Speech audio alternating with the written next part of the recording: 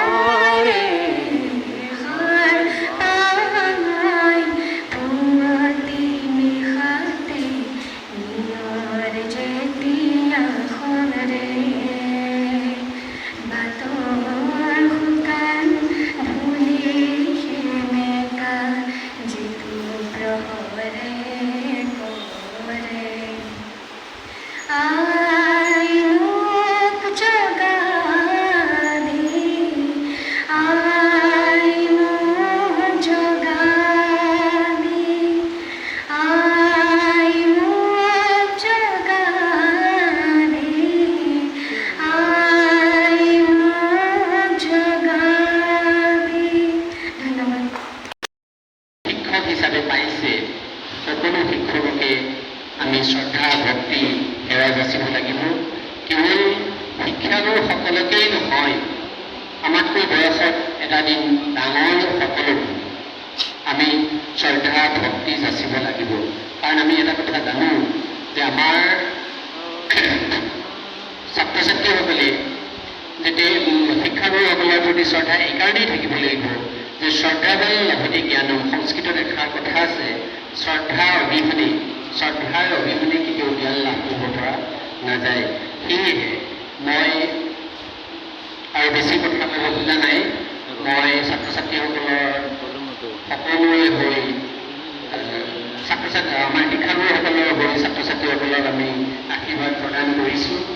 তেওঁলোকে আগবাঢ়ি যাওক, তেওঁলোকৰ সকলো ফালে উন্নতি হওক এই কামনা কৰিছোঁ।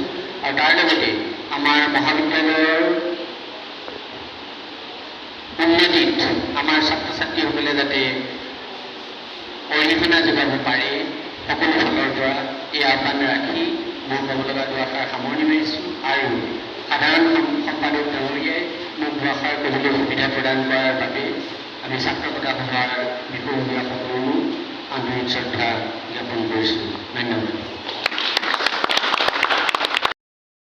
আৰু লগতে উচ্চতৰ মাধ্যমিক প্ৰথম বৰ্ষৰ কলা শাখাৰ ছাত্ৰ ছাত্ৰীকো অনুৰোধ জনাইছোঁ।